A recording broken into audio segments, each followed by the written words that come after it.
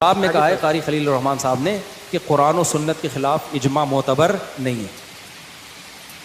اس کا مطلب یہ ہوا کہ آپ نے یہ فرض کر لیا کہ قرآن و سنت کے خلاف بھی اجماع ہو سکتا ہے، حالانکہ حدیث میں آتا ہے کہ میری امت گمراہی پہ کبھی جمع نہیں ہوگی. قرآن و سنت کے خلاف تو اجماع ہو ہی نہیں سکتا. اس کا مطلب کہ امت گمراہی پہ جمع ہو گئی، قرآن و سنت چھوڑ دیا. تو بھائی صاحب آپ قرآن و سنت کی جو تشریح کر رہے ہو. الحمدللہ رب العالمین والصلاۃ والسلام علی رسول الامین وعلی آلہ وصحبہ اجمعین، اما بعد. دیکھیے مفتی صاحب جو یہ کہہ رہے ہیں کہ یہ کہہ دیا کہ اجماع معتبر نہیں ہے قرآن و حدیث کے خلاف. یہ کہ جب اہل حدیث کہتے ہیں نا کہ اجماع کا اعتبار نہیں کرتے، اس کا یہ مطلب نہیں ہے کہ اجماع کی حجیت نہیں مانتے. اجماع اصل میں فہم پر ہوتا ہے تو اس سے انکار نہیں ہے. وہ حدیث تو موجود ہے، بلکہ کسی پچھلی اسٹریم میں ہم نے مستدرک حاکم کے حوالے سے اس کو پیش بھی کیا تھا.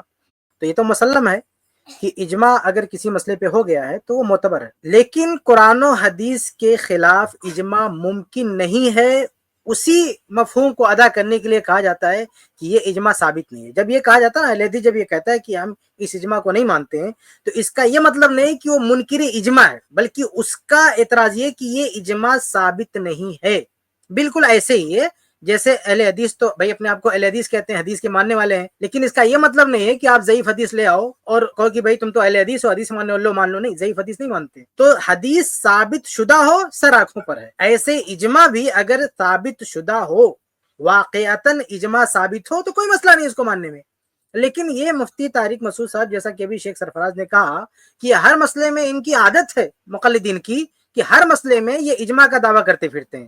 تو حقیقتاً جب ہم یہ کہتے ہیں نا کہ یہ اجماع قرآن و حدیث کے خلاف ہے، معتبر نہیں ہے، مطلب یہ ہوتا ہے کہ یہ ثابت نہیں ہے. اس کے عدم ثبوت کے لیے کئی شواہد بھی ہوتے ہیں. مثال کے طور پر اس کے علماء کا اختلاف موجود ہوتا ہے. یعنی اجماع کا آپ کا دعویٰ ہے، اور اجماع کا مطلب سارے علماء متفق ہو، اور جب اہل علم کا اختلاف موجود ہے، ڈنکے کی چوٹ پر صراحتیں موجود ہے کہ اس مسئلے میں اختلاف ہے، پھر بھی کوئی اجماع کا دعویٰ کرتا پھرے گا تو ہم کیسے مان لیں گے اس کو بھائی؟ تو یہ وہ جو کہتے ہیں جھوٹا ہے، جیسے جھوٹی حدیثیں ہیں اللہ کے نبی صلی اللہ علیہ وسلم کے نام پہ جھوٹی حدیثیں گڑھ لی جاتی ہیں، ایسے اجماع کا بھی جھوٹا دعویٰ کیا جاتا ہے کہ اس مسئلے پر اجماع ہے. بلکہ ان لوگوں کا تکیہ کلام ہی بن چکا ہے مقلدین کا. ہر مسئلے میں دیکھیں گے کہ اپنی بات کو مضبوط کرنے کے لیے اجماع اجماع اجماع اجماع کرتے ہیں. بلکہ ان کے یہاں بعض دفعہ نا اجماع سے مراد کیا ہوتا ہے، یہ چاروں مسلک والے اگر مانتے ہیں اس کو اجماع بول دیتے ہیں، حالانکہ اس کے باہر علماء نے اختلاف بھی کیا ہو تو اس کا اعتبار ہی نہیں کرتے ہیں. تو یہ مسئلہ ہے، اجماع کا کوئی منکر نہیں ہے، لیکن اجماع ثابت ہونا چاہیے. اگر ثابت نہیں ہے تو پھر اس کی کوئی حیثیت نہیں ہے. جی آگے. آپ قرآن و سنت کی جو تشریح کر رہے ہو نا، اجماع نے اس تشریح کو کالعدم قرار دے دیا ہے.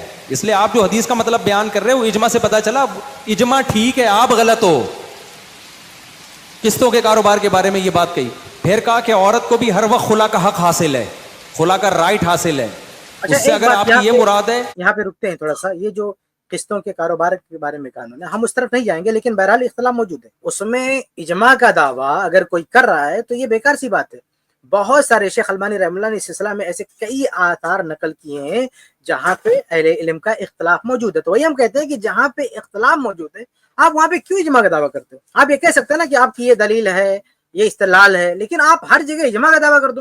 جہاں دو قول ہے، ایک سے زائد اقوال ہے، وہاں اجماع کا دعویٰ کر دو، اور پھر کوئی اجماع نے اس مفہوم کو متعین کر دیا. ارے بھائی تمہارا یہ کھڑنتو اجماع ہے، یہ تمہارے خام خیالی ہے، تمہارے ذہن میں پک رہا ہے یہ اجماع کا دعویٰ.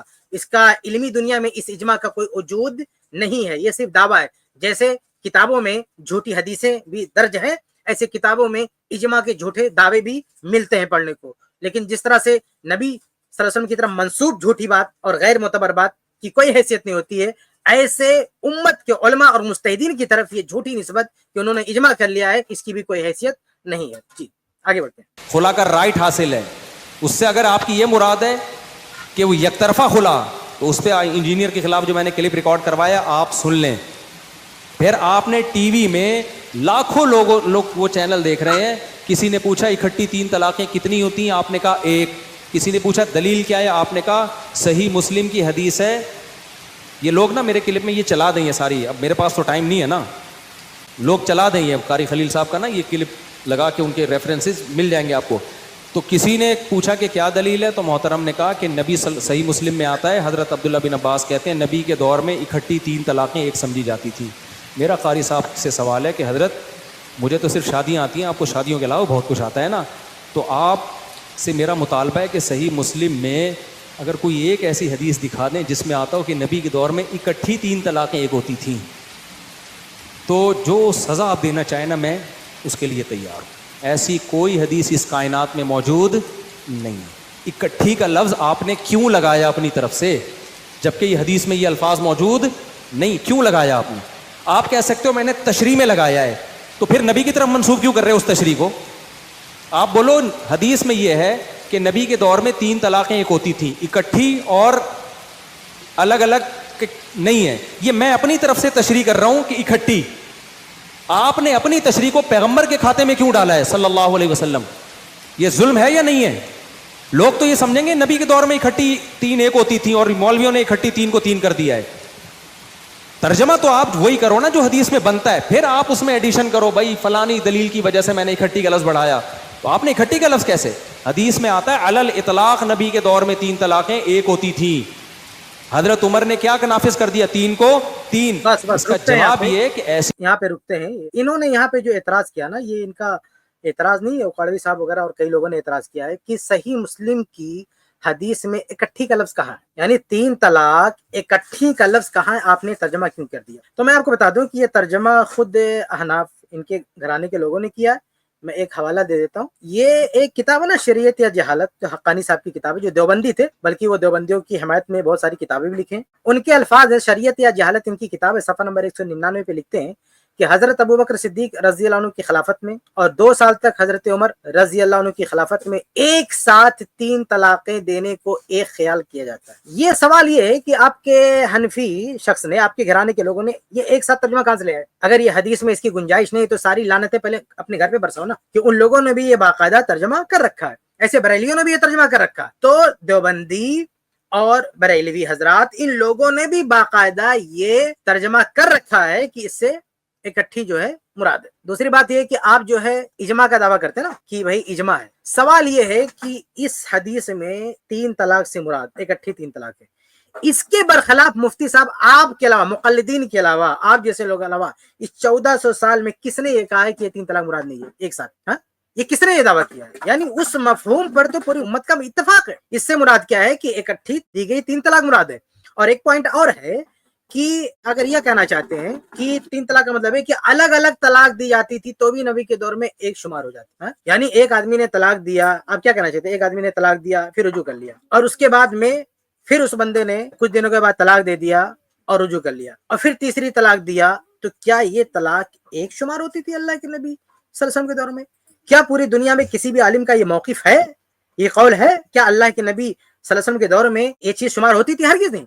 تو حقیقت میں جو مفتی صاحب کہتے ہیں کہ وہ عام ہے, چاہے اکٹھی دے چاہے الگ الگ دے, سب شامل ہے, یہ بالکل غلط بات ہے. کیونکہ اگر الگ الگ طلاق دیتا ہے, رجوع کر لیتا ہے, پوری امت کا اس پر اجماع ہے, اس میں کوئی اختلاف نہیں. یہ خود اجماع کو باہر کر رہے ہیں. پوری امت میں سے کسی نے یہ بات نہیں کہی ہے کہ اگر الگ الگ طلاق دیا اور سنت کے مطابق طلاق دیا تو بھی وہ ایک شمار ہوگی. ایسا تو کوئی قولی موجود نہیں ہے, اسلام کی فقہی تاریخ میں کوئی قولی موجود نہیں ہے. تو ساری امت نے اس حدیث کا یہی مطلب سمجھا ہے کہ یہ اکٹھی 3 طلاق جو ہے مراد ہے. اور اس کا پورا حدیث کا پورا سیاق بھی یہی کہتا ہے, حدیث کا پورا سیاق بھی یہی کہتا ہے کہ اللہ کے نبی صلی اللہ علیہ وسلم کے دور میں اس کی گنجائش تھی, اور وہ عمر رضی اللہ تعالیٰ عنہ وہ گنجائش ختم کر رہے ہیں. کیوں ختم کر رہے ہیں وہ آگے ہم اس پہ بات کریں گے.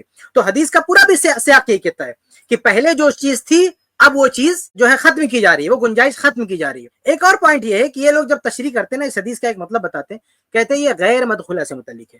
تو جب یہ اس کو لے آ کے غیر مدخولہ پہ فٹ کرتے ہیں نا تو خود اس کو جو ہے اکٹھے 3 طلاق مراد لیتے. بھائی جب اس کو آپ کو غیر مدخولہ, وہ سنن نبی داؤد کی ایک ضعیف حدیث ہے, ایک مردود روایت ہے. میں نے اپنی کتاب احکام طلاق میں اس کی سند پہ بہت ڈیٹیل میں بہت تفصیل سے بات کی ہے, کافی لمبی بحث ہے. اس حدیث کو لا کے یہ اور اس کا جو دوست ہے انجینئر علی مرزا, یہ دونوں مل کے اس کو کیا کہتے ہیں کہ اس سے مراد جو ہے وہ غیر مدخولہ, یعنی اپنے مطلب کی بات آتی ہے. تو اس کا ایک جواب, یعنی بہت سارے جو جوابات دیتے ہیں شذوذ فلاں فلاں حتیٰ کہ ضعیف بھی کہے جاتے ہیں, اسی میں سے ایک جواب یہ ہے کہ وہ غیر مدخولہ سے متعلق ہے. جب یہ جس وقت یہ اس کو غیر مدخولہ سے متعلق مانتے ہیں, اس وقت یہ خود مان رہے ہوتے ہیں کہ یہ اس سے مراد کیا ہے, اس سے مراد جو ہے 3 اکٹھی دی گئی 3 طلاق مراد ہے. اس کے علاوہ عمر رضی اللہ تعالیٰ عنہ نے جو اس حدیث میں فیصلہ لیا, ڈیسیژن لیا, اس کو جب امپلیمنٹ کیا گیا نا تو اس کے تعلق سے جتنے بھی آثار ہیں آپ دیکھیں گے, ان آثار میں بھی یہی ملتا ہے, ہر جگہ وہی ملتا ہے کہ اکٹھی آدمی نے, بندے نے جو ہے 3 طلاق دے دیا. جیسے بعض روایتوں میں یہ بھی ملتا ہے نا کہ جو ہے ایک ساتھ جو ہے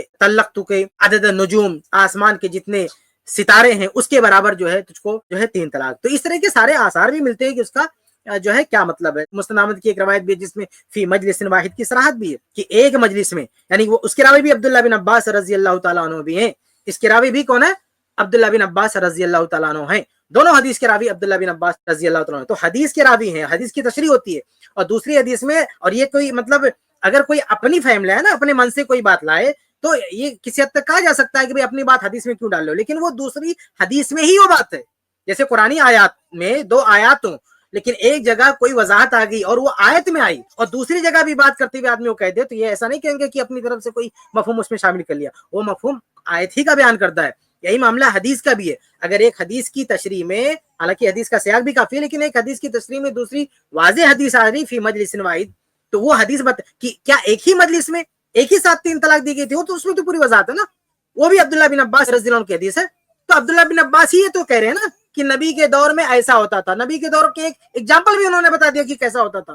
تو یہ بہت ہی واضح دلائل موجود ہیں کہ اس سے مراد کیا ہے. سیاق بھی کہتا ہے، حدیث کی بھی شرح کرتی ہے، امت کا اجماع اتفاقی فہم بھی ہے، سب کچھ ہے. اجماع بھی ہے، حدیث بھی ہے، سب کچھ ہے، اور ان کے گھر کا ترجمہ بھی ہے. پھر کیا پرابلم؟ پھر آپ کو کیا دقت ہے بھائی حدیث کی تشریح حدیث سے بھی ہو رہی ہے، حدیث کی تشریح سیاق سے بھی ہو رہی ہے، حدیث کی تشریح اس مفہوم پہ پوری امت کا اجماع ہے. یہ کچھ دنوں سے یہ جو دیوبندی حضرات ہیں، یہ تقلیدی حضرات ہیں بر صغیر کے، ان لوگوں نے یہ شوشہ چھوڑا ہے کہ نہیں، اس سے مراد جو ہے اس میں اکٹھا دکھاؤ، ورنہ اس سے پہلے کسی نے ایسا شوشہ جو ہے نہیں چھوڑا ہے. اور اگر اس طرح سے حرا پرستی کی بات کی جائے، جو قرآن میں ہے نا 2 طلاق کے بعد جو تیسری طلاق کا ذکر ہے، تو آپ ترجمہ کیوں کہتے ہو کہ قرآن کہتا ہے کہ 3 طلاق دے دیا تو اس کے بعد جو ہے آپ رجوع نہیں کر سکتے؟ وہاں کیا 3 کا لفظ ہے؟ اس میں تو یہ ہے نا 2 طلاق کا ذکر ہے، اس کے بعد کہ اب اگر کسی نے طلاق دیا، اب اگر تیسری نے طلاق دیا، اب وہاں کوئی ذکر نہیں 3 بتاؤ اس میں کدھر 3 کا لفظ ہے؟ وہ آیت الگ ہے، تیسری طلاق کی جہاں بات ہو رہی ہے وہ الگ آیت ہے، لیکن اس کا ترجمہ کرتے تو یہ کہا جاتا نا کہ اب اگر کسی نے طلاق دے دیا، کسی نے تیسری طلاق دے دیا، جو ہے اب وہ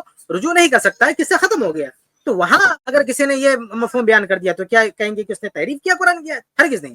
تو بہرحال کہنے کا مطلب یہ ہے کہ یہ جو ترجمے پر انہوں نے نکر کیے تو پہلے اپنے گھر کی خبر لیں. آپ کے گھر والوں نے بھی یہی ترجمہ کیا اور یہی صحیح بھی ہے. آگے بڑھتے آگے چلائیں. ترجمہ تو آپ وہی کرو نا جو حدیث میں بنتا ہے، پھر آپ اس میں ایڈیشن کرو. بھائی فلانی دلیل کی وجہ سے میں نے اکٹھی کا لفظ بڑھایا، تو آپ نے اکٹھی کا لفظ کیسے؟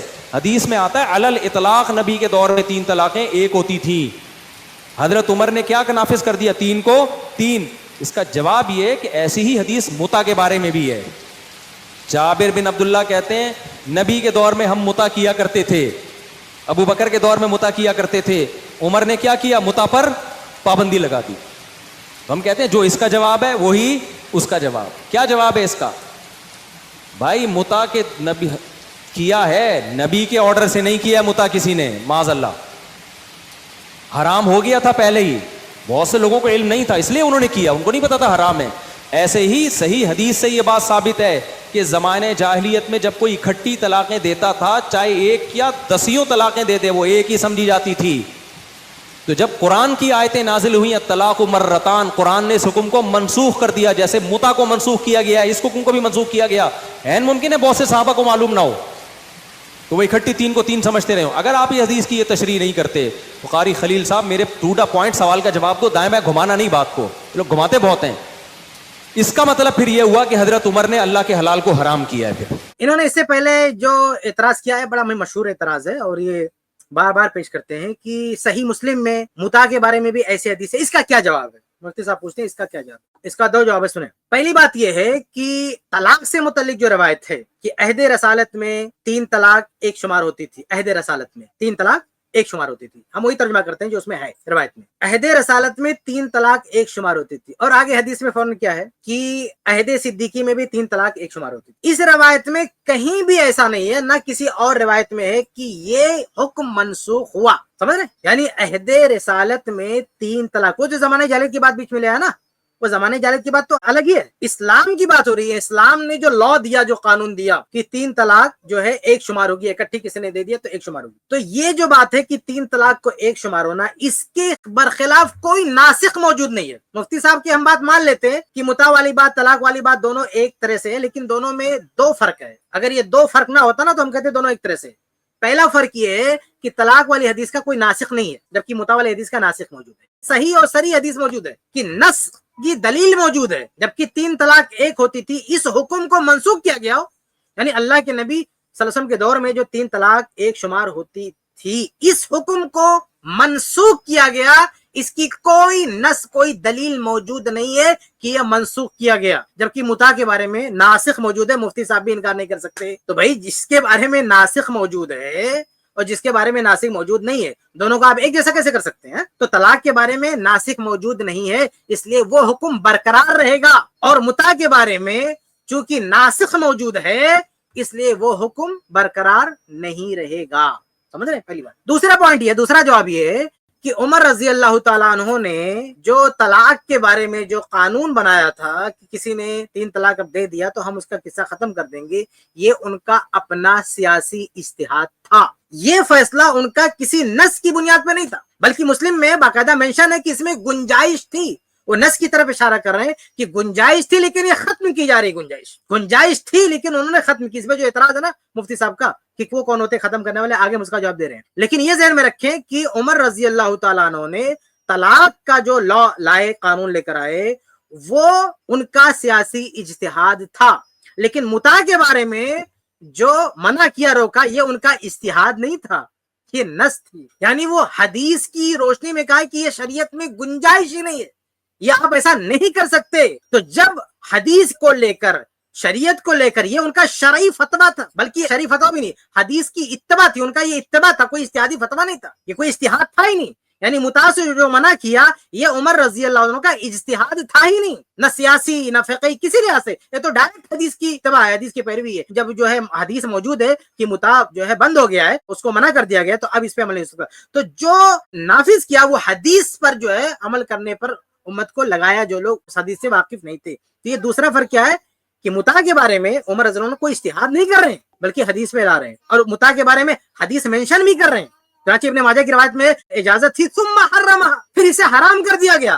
تو آپ دیکھیں اس میں عمر رضی اللہ تعالیٰ کے جو الفاظ ہے کہ یہ متع حلال تھا اور حرام کر دیا گیا، تو حلال اور حرام یہ دونوں منسوب کریں شریعت کی طرف کہ شریعت میں ایسے ہی ہے، لیکن طلاق کے بارے میں وہ اجتہاد کرے کہ نہیں، شریعت میں تو ہے 3 کی گنجائش کی 1 ہوگی، لیکن یہ گنجائش ختم کی جا رہی ہے، ہم اس کو نافذ کر رہے ہیں، کیونکہ لوگوں نے اس میں جلد بازی کی وجہ بھی بتا رہے ہیں کہ جلد بازی کر رہے ہیں لوگ، اس کا مطلب یہ کہ بہت زیادہ طلاق دے رہے ہیں۔ تو مفتی صاحب اس کا 2 جواب ہے، میں پھر سے شارٹ میں دہرا دیتا ہوں۔ پہلا جواب یہ ہے کہ طلاق کی حدیث کا کوئی ناسخ موجود نہیں ہے، متع کی حدیث کا ناسخ موجود ہے، یہ دونوں میں فرق ہے۔ دوسرا جواب یہ ہے کہ طلاق والے کیس میں عمر رضی اللہ تعالیٰ کا جو فیصلہ تھا وہ اجتہادی سیاسی اجتہاد تھا، لیکن متع کے بارے میں عمر رضی اللہ کا جو فیصلہ تھا وہ اجتہاد پر مبنی نہیں تھا، وہ ڈائریکٹ نص پر مبنی تھا، جس کا مطلب یہ نکلتا ہے کہ طلاق سے متعلق شریعت کا اصل جو حکم ہے وہ کچھ اور ہے اور وہ منسوخ نہیں ہوا ہے، لیکن متع کے بارے میں جو حکم ہے وہ منسوخ ہو چکا ہے۔ اس لیے عمر رضی اللہ تعالیٰ عنہ نے جو متع کے بارے میں فیصلہ کیا وہ نص پر امت کو لایا ہے، وہ قیامت تک ویسے ہی رہے گا، لیکن طلاق کے بارے میں عمر رضی اللہ عنہ نے جو اجتہاد کیا وہ سیاسی، پولیٹیکل، سیاسی اور ایک سرکاری فرمان تھا، اس لیے وہ شریعت کی حیثیت نہیں رکھتا، وہ ایک قانون کی اس کی حیثیت ہے، شرعی حیثیت نہیں، قانونی حیثیت ہے، جب تک وہ قانون ہے، جب تک وہ لا ہے، ٹھیک ہے۔ تو یہ دونوں میں جو ہے فرق ہے۔ اب آگے بڑھتے ہیں، جو انہوں نے یہ کہا کہ ان کو کیا اختیار ہے کہ شریعت بدل دیا، تو ہم ان سے سن لیتے ہیں، پھر انشاءاللہ ہم اس پہ آتے ہیں۔ چلیے آگے بڑھتے ہیں۔ لوگ گھماتے بہت ہیں، اس کا مطلب پھر یہ ہوا کہ حضرت عمر نے اللہ کے حلال کو حرام کیا ہے، پھر سمجھتے ہو کہ نبی کے حکم پہ معاذ اللہ ایسا کوئی نہیں ہے، نبی کے حکم پہ، نبی کے دور میں تو 3 طلاقیں کتنی ہوتی تھیں؟ 3 ہوتی تھیں، یعنی آپ کی حدیث کے مطابق نبی کے دور میں 3 طلاقیں کتنی ہوتی تھیں؟ 1۔ مرد کو رجوع کا حق تھا، حضرت عمر نے سیاستاً پابندی لگا دی تاکہ لوگ طلاقیں نہ دیں، اور 3 کو 3 نافذ کیا۔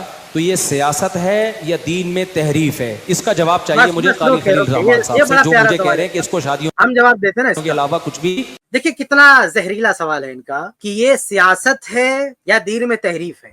اس کا میں 2 جواب دوں گا آپ کے سامنے۔ پہلا جواب یہ کہ آپ سزا کے لیے جو قوانین ہوتے ہیں اس کا مطلب آپ نہیں سمجھتے۔ آپ یہ کہنا چاہتے ہیں کہ عمر رضی اللہ تعالیٰ کون ہوتے ہیں کہ حرام کرنے، بلکہ آگے انہوں نے کہا بھی تھوڑا سا اور سن لیتے، چلیے آگے بھی سن لیتے، آگے تھوڑا چلا نا، وہ بھی سن لیتے ہیں، آگے کچھ الفاظ ہیں انہوں نے کہ بیوی کو حرام کرنے والے کون، ایسے کچھ الفاظ ہیں، تھوڑا چلا دیں آگے۔ 3 کو 3 نافذ کیا، تو یہ سیاست ہے یا دین میں تحریف ہے؟ اس کا جواب چاہیے مجھے قاری خلیل الرحمن صاحب سے، جو مجھے کہہ رہے ہیں کہ اس کو شادیوں کے علاوہ کچھ بھی نہیں آتا۔ قاری صاحب مجھے اس کا جواب چاہیے کہ یہ سیاست ہے یا دین میں تحریف ہے؟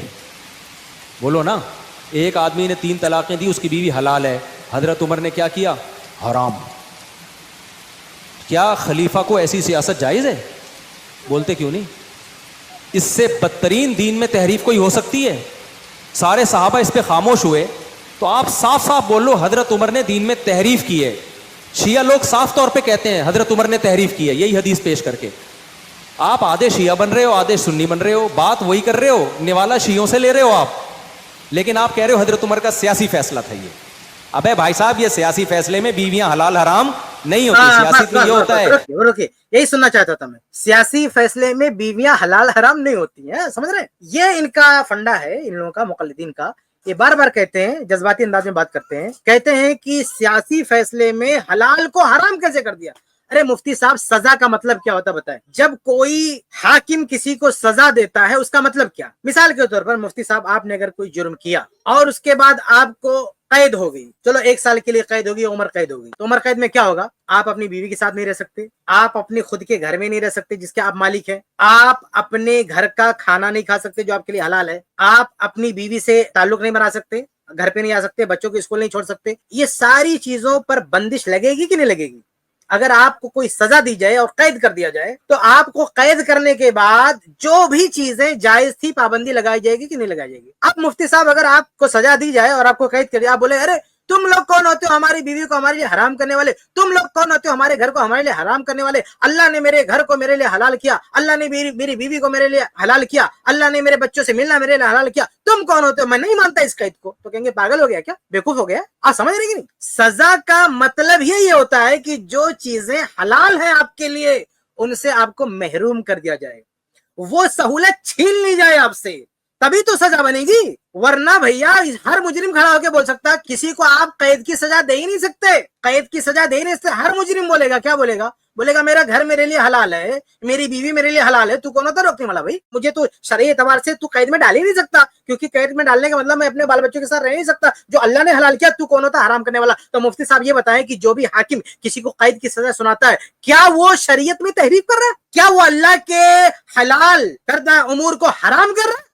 نہیں, حرام نہیں کر رہا میرے بھائی. تو سزا کا مطلب مفتی صاحب سمجھو, سزا کا مطلب ہوتا ہے کہ جائز چیزوں سے آپ کو الگ کر دینا, جو سہولیات ہیں جو جائز آپ کو اس سے آپ کو محروم کر دینا, تبھی تو آپ کے لیے سزا ہوگی, ورنہ سزا کیسے ہوگی؟ تو یہ سزا کا مطلب سمجھیں آپ, سزا کا مطلب سمجھے. تو خلاصہ یہ ہے مفتی صاحب, آپ کے دماغ میں یہ بات نہیں سمجھ میں آ رہی ہے کہ آپ اس کو سزا کو کہہ رہے ہیں کہ حلال کو حرام. اگر انہوں نے شرعی فتویٰ دیا ہوتا, سزا کی بات نہیں ہوتی, کوئی لا نہیں ہوتا, قانون نہیں ہوتا, ایسے کسی کو ایسا بول دیا ہوتا بغیر سزا کے, تو آپ کہہ سکتے تھے ایسا کیوں کر دیا. لیکن وہ قانون بنا رہے ہیں, قانون کا مطلب ہی ہوتا ہے کہ جو چیز آپ کے لیے جائز ہے وہ چیز سے آپ کو محروم کر دیا, سزا کا مطلب ہی ہوتا ہے. اس لیے یہ کہنا کہ یہ تحریف ہے غلط ہے. انہوں نے کہا کہ سیاستاً بیوی کو حلال حرام نہیں کیا سکتا, یہ سیاستاً نہیں, یہ بطور سزا ہے, یہ بطور سزا ہے. اور جو قانون بنائے گا اس کو قانون کو آپ سیاسی بول سکتے ہیں. تو سیاسی جب قانون بنتا ہے تو اس میں حلال چیزوں سے آپ کو دور کیا آتا ہے, لیکن اس کو حرام نہیں کیا آتا.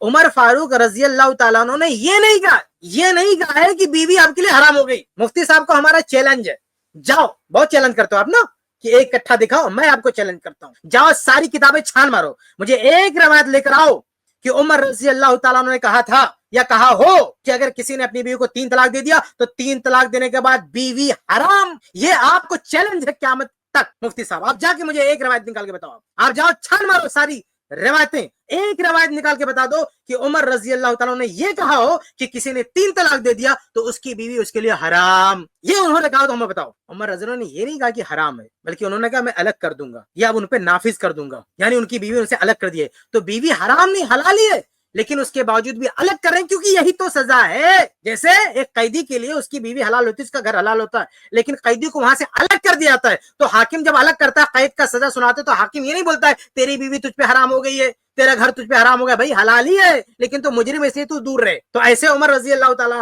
عنہ کا بھی قانون کا مطلب یہ تھا, ان کی منشا بھی یہی تھی کہ بھائی یہ حلال, بلکہ انہوں نے مینشن بھی کر دیا نا, وہ کہہ بھی دیا کہ اس میں گنجائش تھی.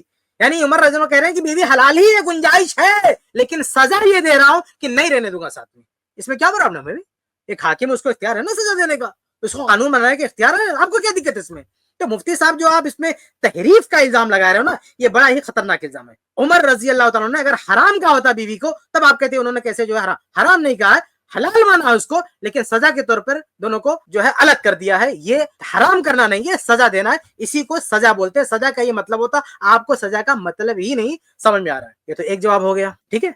अब दूसरा जवाब ये है कि उमर रजी अल्लाह तआला अन्हु के कई ऐसे फतावा हैं जिसको अगर हम थोड़ी देर के लिए मान लें, थोड़ी देर के जो मुफ्ती साहब कह रहे हैं ना कि उन्होंने कोई फतवा दिया, थोड़ी देर के लिए मान लें, तो सवाल ये है कि उमर रजी अल्लाह तआला अन्हु के और भी तो कई फतावा हैं, बल्कि 20 फतावा ऐसे हैं जिसे आप यानी ये हनफी दुनिया बालाए ताक रखी हुई बिल्कुल भी नहीं मानते। ये अहनाफ उमर रजी अल्लाह तआला को नहीं मानते। मैं एक दो आपके सामने गिना भी देता हूँ। उसमें आपका ये जोश कहाँ चला जाता, यानी उसमें आप उमर रज़ियल्लाहु को नहीं फॉलो करते, तो क्या आप लोग उन तमाम मामलात में उमर रजी अल्लाह तआला अन्हु पर माअज़ल्लाह तहरीफ का इल्जाम लगा रहे हैं? एक सहाबी की अजमत और ये जज्बाती बातें सिर्फ तलाक के मसले में ही क्यों, जब उमर रजी अल्लाह तआला अन्हु के दूसरे मसाइल आपके सामने पेश किए जाते हैं जिनको आप नहीं मानते, वहां आप ये क्यों नहीं कहते कि उमर रजी अल्लाह तआला अन्हु ने तहरीफ किया? माअज़ल्लाह, हिम्मत हो तो कह के बताओ। अब आइए मैं आपके सामने मिसालें दे दूं, कहां कहां ये लोग पेश करते हैं। मैं एक दो आपके सामने पेश करता हूं, जरा देखें। जैसे एक मिसाल ये है कि आप फ़िक़्ह हनफी में आप पाएंगे कि ये लोग इमाम के पीछे सूरे फातिहा के कायल नहीं है, जबकि उमर रजी अल्लाह तआला अन्हु से मुतल्लिक़ कई रवायतें मुस्तदरक हाकिम वगैरह में कि इमाम के पीछे चाहे बुलंद आवाज से क़िराअत हो रही हो या सिरन, उमर रजी अल्लाह तआला अन्हु सूरे फातिहा पढ़ने के कायल थे। आप क्यों नहीं मानते? इस मसले में उमर रजी क्या आपके नजदीक माज़ल्लाह तहरीफ किया? ऐसे ही सूरतुल हज में उमर रजी अल्लाह तआला अन्हु ने सजदा किया, आप क्यों नहीं मानते? ऐसे ही उमर रजी अल्लाह, सही बुखारी की रवायत है कि उमर रजी अल्लाह तआला अन्हु के नजदीक सजदे तलावत वाजिब नहीं है, आप क्यों वाजिब बोलते? ऐसे ही चौथी मिसाल, उमर रजी अल्लाह तआला अन्हु के नजदीक फजर की नमाज अंधेरे में पढ़ना चाहिए, मुअत्ता की रवायत है, आप क्यों नहीं मानते? उमर रज़ी अल्लाह का पांचवा फतवा ये है कि असर का टाइम कब है? एक मिसल साया हो जाए तो असर का टाइम है, अल औसत इब्न मुंज़िर की रवायत है, आप क्यों नहीं मानते? उमर रजी अल्लाह तआला ने हज तमत्तु से मना किया, सही बुखारी की रवायत है। ये छठी मिसाल है, आप क्यों नहीं मानते? सातवीं मिसाल, उमर रजी अल्लाह तआला अन्हु ने उम्मे वलद जो है लौंडी को खरीदो फरोख्त से मना किया, उनका फतवा है सुनन नबी वगैरह में सही सनद से साबित है, ये अहनाफ क्यों नहीं मानते इसको? आठवीं मिसाल ये कि उमर रजी अल्लाह तआला अन्हु के नजदीक मफकूदुल खबर शौहर की बीवी, यानी वो बीवी जिसका शौहर मिसिंग हो, वो कितना वेट करेगी? उमर रज़ी कहते हैं 4 साल इंतजार करेगी, मुअत्ता की रवायत है। ये हनफी दुनिया ये 100 साल क्यों इंतजार करवाती भैया? नौवीं मिसाल, उमर रजी अल्लाह तआला अन्हु के नजदीक ये जो हलाला करते हैं ना, हलाले को उन्होंने ये कहा है कि ज़िना कहा है, और सिर्फ ज़िना ही नहीं कहा है बल्कि कहा है अल मुअल्ला वगैरह की सही रवायत है। मैं पूरी तखरीज आप मेरी किताब अहकाम तलाक में देख सकते हैं। उमर रजी अल्लाह तआला ने कहा कि अगर मैं किसी को हलाला करते हुए पाया तो रज्म कर दूंगा, रज्म, सजाए मौत दे दूंगा उसको। आप लोग क्यों हलाले करवाते? हलाला सेंटर खोल के बैठे हो, यहाँ उमर रजी अल्लाह तआला याद नहीं आते? यहाँ उनका फतवा याद नहीं आता? आप हलाले सेंटर खोल के बैठे हो और उमर रजी अल्लाह तआला अन्हु कहते हैं कि अगर मैं पा गया किसी को हलाला करते हुए तो उसे रज्म कर दूंगा। ये उमर रजी अल्लाह का 9वां फतवा जो हनफी दुनिया नहीं मानती है। 10वां फतवा उमर रजी अल्लाह तआला अन्हु का, वो कहते हैं कि बगैर वली के किसी ने शादी किया उसमें कोड़े लगेंगे, सुनन सईद मंसूर वगैरह की रवायत है। ये हनफी दुनिया कहते हैं नहीं, बगैर वली की शादी हो जाती है।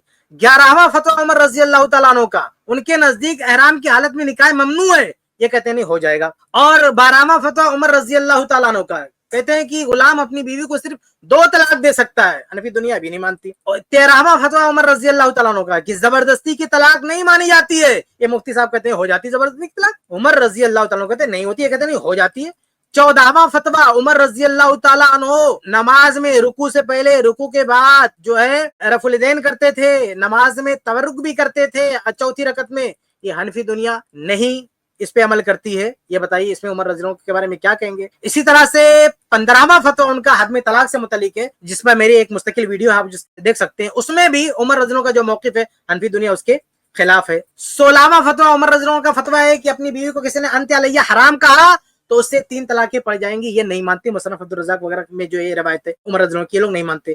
17वां फतवा उमर रज़ी अल्लाह तआला अन्हु का, कहते हैं कि 10 दीनार यानी इससे कम यानी रुबे दीनार या इससे जायद की चोरी पर हाथ काटना दुरुस्त है, हनफी दुनिया इसे नहीं मानती है। उमर रज़ी के फतवा। 18वां फतवा उमर रज़ी का, उनके नजदीक जब हलाल है, जब ये इसको हराम करके रखे हुए हैं। 19वां फतवा उमर रज़ी अल्लाह तआला अन्हु का कि बटाई पे खेत देना जायज है, इनमें से कई लोग उसको हराम कहते फिरते हैं। 20वां फतवा उमर रज़ी अल्लाह तआला अन्हु का कि मुद्दते इला अगर गुजर जाए تو اس کے بعد رجوع ہے طلاق، اس کے مسئلے میں عمر رضی اللہ عنہ کا جو فتویٰ ہے اس کے خلاف ہے. کہ کل 20 مسائل ہیں، 20 مسائل ہیں عمر رضی اللہ عنہ کے فتاویٰ، 20 فتاویٰ ہے جس کے خلاف حنفی دنیا جاتی ہے. اس میں آپ کو یاد نہیں آتا کہ عمر رضی اللہ عنہ نے کیا کہا ہے؟ یہ 3 طلاق کے بارے میں، وہ بھی ان کا فتویٰ نہیں ہے. یہ جو 20 چیزیں میں نے آپ کو بتائی ہے باقاعدہ فتویٰ ہے ان کا، یعنی شرعی فتویٰ، فقہی فتویٰ ہے.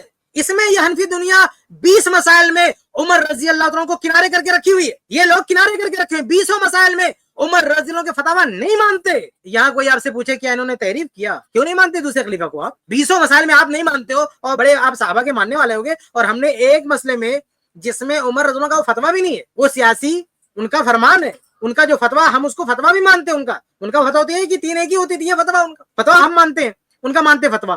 اور ان کا جو سیاسی قانون ہے کہ اس برائی پہ کنٹرول پانے کے لیے قانون بنایا جا سکتا ہے، ہم اس کو بھی مانتے ہیں. آج بھی اگر کوئی ایسا حاکم ہو، اسلامی حاکم ہو، اس طرح کا کوئی قانون بنا دے، اگر کسی نے 3 دے دیا تو ہم اس کو جو ہے ایسا کر دیں گے. اگر اس وقت کے حالات ظروف ہو اس کی نظر میں وہ اجتہاد کرتا ہے، ہم اس کو بھی مانتے ہیں. تو حقیقت میں اس مسئلے میں 3 طلاق کے مسئلے میں ہم عمر رضی اللہ عنہ کے خلاف نہیں ہیں. ان کا جو فتویٰ ہے وہ بھی ہم مانتے ہیں، اور قانون کا جو ان کا اختیار ہے وہ بھی مانتے ہیں. ہم اس کے خلاف کہاں گے؟ ارے بھائی آپ لوگ 20 مسائل میں عمر رضی اللہ تعالیٰ کے خلاف چلے گئے اور کوئی فرق نہیں پڑتا ہے، وہاں آپ یہ جذباتی باتیں نہیں کرتے ہیں. تو بہرحال یہ دوسرا جواب تھا یہ مفتی طارق صاحب سے کہ آپ جو سوال کر رہے ہو کہ کیا تحریف ہے، قرآن و حدیث میں تحریف ہوگی، عمر رضی اللہ تعالیٰ ایسا کیوں کہہ دیا؟ تو آپ ان 20 مسائل میں بتاؤ کہ آپ لوگ جو عمر رضی اللہ کو چھوڑ کے رکھے ہوئے، تو کیا عمر رضی اللہ نے جو فتویٰ دیا تھا کیا وہ قرآن میں معاذ اللہ تحریف کا فتویٰ تھا؟ وہ آگے بڑھتے ہیں. سزا اتنی ہے تو بڑھا دی اس کی سزا، کوڑے زیادہ لگا دیے. 3 طلاق پہ نبی کے دور میں سزا نہیں ملتی تھی، حضرت عمر نے سزا نافذ کی ہے، کوڑے لگائے. یہ سیاسی فیصلہ تھا. میری بیوی ہے اور پکڑا کسی اور کو دی بھائی سیاستن. قرآن کہہ رہے طلاق نہیں ہوئی ہے اور حضرت عمر کہہ رہے سیاستن ہو گئی ہے. طلاق میں سیاست نہیں چلتی ہے. اہل حدیث سے میں یہ سوال روکیں یہاں پہ روکیں. کہا عمر رضی اللہ عنہ نے کہا کہ طلاق ہو گئی، یعنی بیوی جو ہے حرام ہو چکی ہے. بھائی ہم آپ کو پہلے سمجھا چکے ہیں، عمر رضی اللہ عنہ کا موقف سمجھنے کی کوشش کریں کہ وہ ان کا قانون تھا کیا. انہوں نے کبھی نہیں کہا کہ بیوی جو ہے حرام ہو چکی ہے، نا، انہوں نے ان دونوں کو الگ کر دیا ہے. یعنی وہ ساتھ میں رہ سکتے تھے لیکن وہ بالکل دونوں کو الگ کر چکے ہیں، تفریق کر چکے ہیں. تو یہ جو ہے ایسا نہیں کہ اس کو جو ہے حرام قرار دے رہے، گنجائش، وہ تو کہہ رہے ہیں نا، صحیح مسلم کی روایت کے الفاظ ہے گنجائش تھی لیکن میں ختم کر رہا ہوں. تو سزا میں وہی ہوتا ہے کہ بھائی گنجائش ختم کی جاتی ہے، جو چیزیں حلال ان سے آپ کو روک دیا جاتا ہے، ورنہ ایسا نہ کیا جائے تو پھر وہ سزا ہو ہی نہیں سکتی. دنیا کا کوئی حاکم کسی کو سزا دے ہی نہیں سکتا. اگر مجرم یہ ٹھان لینا کہ آپ میرے لیے جو چیزیں حلال حرام نہیں کر سکتے تو سزا دے، دنیا کا کوئی حاکم کسی کو کوئی سزا نہیں دے سکتا. سزا تبھی دی جا سکتی ہے جو چیزیں اس کے لیے حلال ہے اسے اس کو الگ کر دیا جائے. آگے بڑھے. اس سے میں یہ سوال کر رہا ہوں لیکن اس کا جواب نہیں آتا. جواب پتہ کیا ہوتا ہے؟ مفتی کفایت اللہ صاحب دہلوی رحمۃ اللہ نے لکھا ہے کہ 3 طلاقیں میں اہل حدیث سے اختلاف ہے ہمارا، یہ بھی اختلافی مسئلہ ہے. فلاں نے یہ لکھا، لکھنے پر گورنمنٹ کی طرف سے کوئی پابندی نہیں.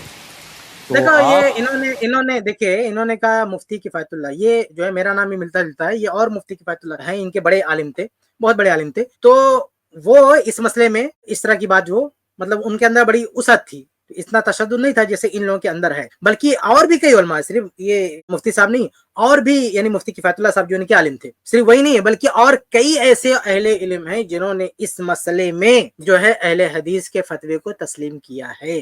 بلکہ بہت سارے معاملات میں اہل حدیث کے پاس انہوں نے بھیجا ہے. میری کتاب احکام طلاق اس میں پڑھیں، اس میں نے ان کے جو بہت بڑے مفتی تھے مفتی شفیع صاحب، ان کا بھی میں نے حوالہ دیا ہے کہ انہوں نے بھی ایک موقع سے یہ کہا تھا کہ جو اہل حدیث کے مطابق ایسا ہوتا ہے، اس لیے یہ درست ہے. اور ان کے کئی علماء ہیں جو اس کے قائل، باقاعدہ بعض علماء نے تو ان کے مقالے لکھ رکھے ہیں.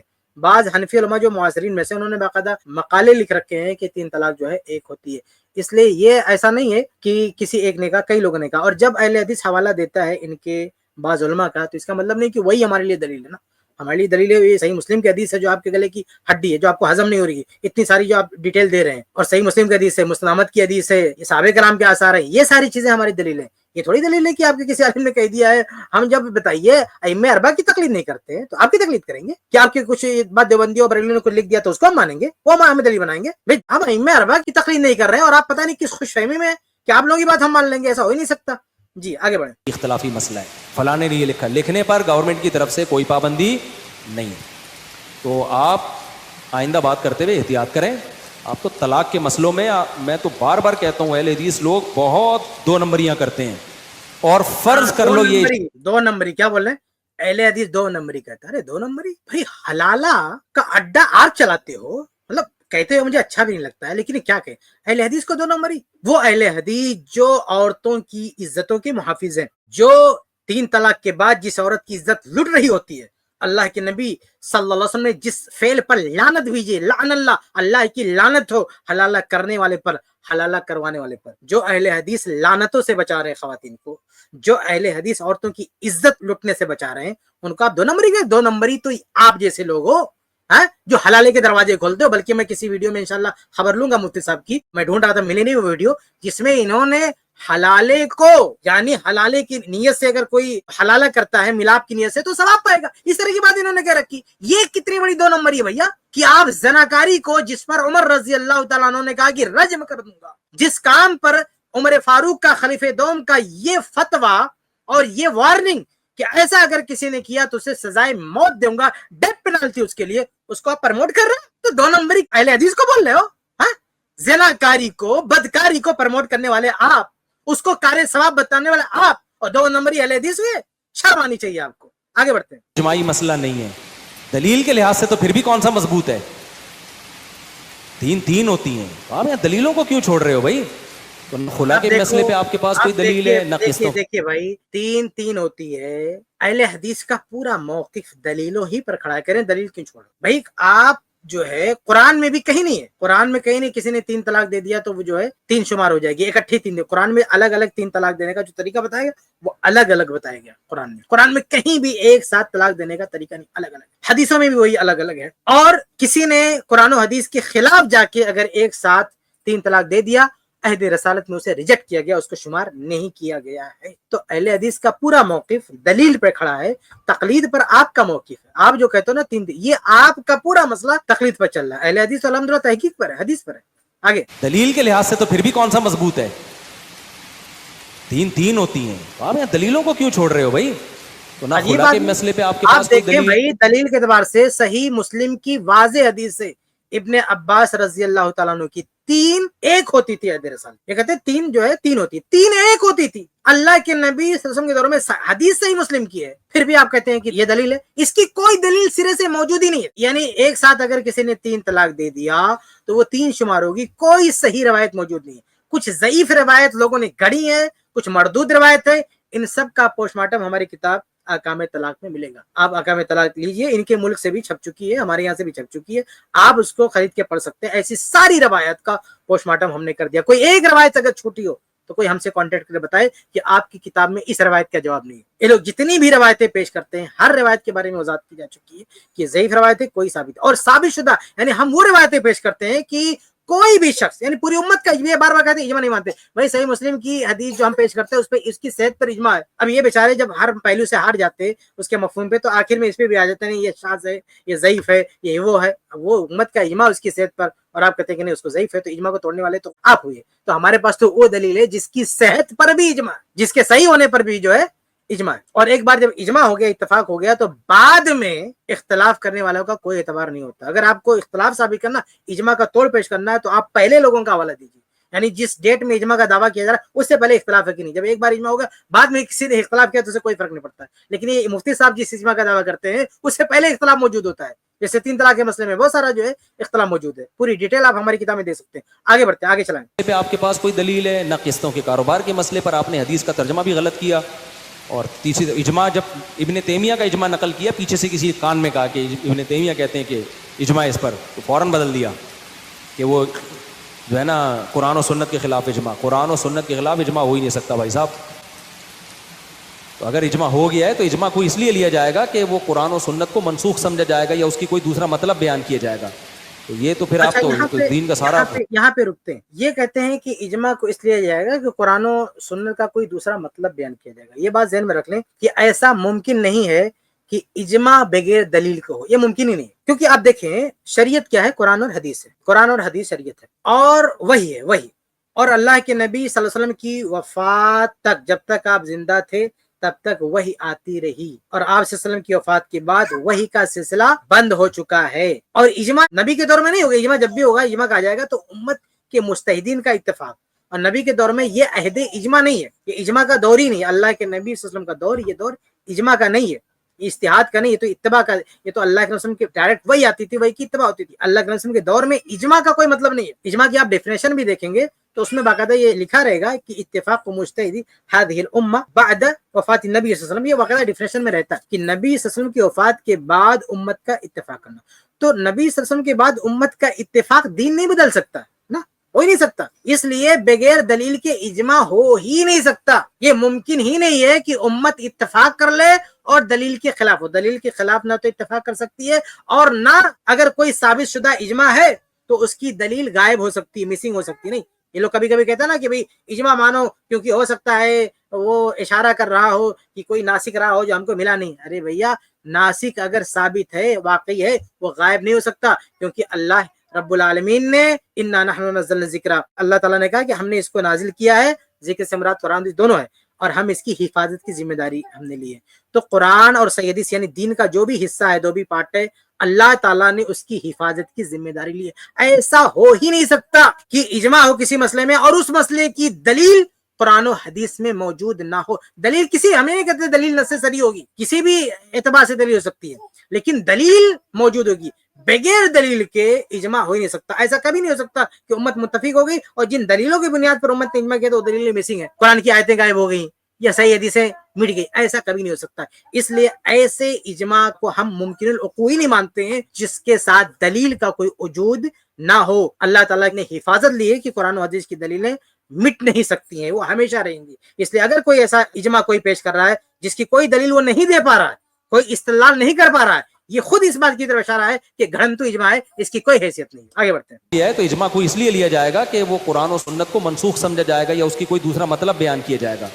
تو یہ تو پھر آپ تو دیکھیں یہ بات کتنی زہریلی ہے. کہتے ہیں قرآن و سنت کو منسوخ سمجھا جائے گا. اجماع ناسخ ہو سکتا ہے؟ اجماع ناسخ ہو ہی نہیں سکتا بھائی. ناسخ کون ہو سکتا ہے؟ یہ پورا دین اللہ کی طرف سے, تو اللہ ہی منسوخ کر سکتا ہے. امت کیسے منسوخ کر سکتے دین کو؟ اجماع امت کے فہم کا نام ہے اور دین وہی کا نام ہے. دین پورا کا پورا وہی ہے اور اجماع وہی نہیں ہے. یہ اجماع کیا ہے؟ امت کا اجتماعی اجتہاد کہہ لیجیے آپ کو, اجتہاد ہے, اور امت ناسخ نہیں ہو سکتی ہے. اس لیے اجماع ناسخ نہیں ہو سکتا. بعض لوگ باریکی میں جاتے ہیں کہتے ہیں کہ دیکھیں ہم جب اجماع کو ناسخ کہتے ہیں مطلب یہ نہیں ہوتا ہے کہ اجماع فی نفسی ناسخ ہوتا ہے, لیکن اجماع نص کی طرف اشارہ کرتا ہے. یہ لولی پاپ دیتے ہیں لوگ کہ اجماع نص کی طرف اشارہ کرتا ہے. بھائی جس نص کی طرف اشارہ کر رہا وہ نص ہے کہاں؟ ابھی تھوڑی دیر پہلے میں نے کلیئر کیا کہ نص مسنگ ہو جائے, غائب ہو جائے, یہ ممکن ہے. بھائی کچھ افراد سے نص ہو سکتا ہے کہ ان کو نہ ملے, نص نہ ملے, انہوں نے کچھ ایسا فتویٰ دے دیا, نص ان کی نظروں سے اوجھل نہ ہو, لیکن پوری امت سے اور صدیوں سال تک نص جو ہے غائب ہو جائے